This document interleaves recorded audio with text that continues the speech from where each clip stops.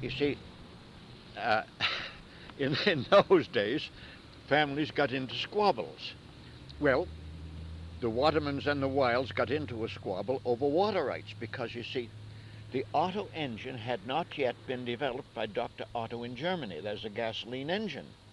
So every power site had to be utilized. Hmm. If you had that much of a waterfall, you built an undershot wheel, and at high water you could operate for maybe 3 days if there was a freshet. Next big rainstorm you could operate a day, and they would do that. And they, an up and down sawmill only needed 2 horsepower. That's 3 feet of water. Yes, and that way you could they could get their lumber.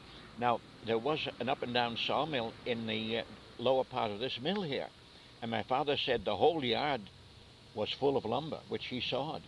See that? And then right there, now you people should really, the museum people ought to dig that out and install the entrance, the valve. You wouldn't need to use it because the conduit is about that square, and it runs down to I showed you, as runs Yes. down, of course, to where the foundry was.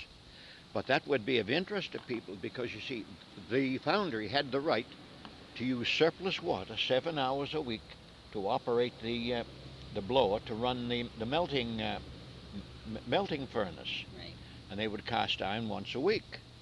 Well, anyway, of course, the Watermans and the Wiles did what people always did, got into a squabble. So my grandfather took the Watermans to court, and he won.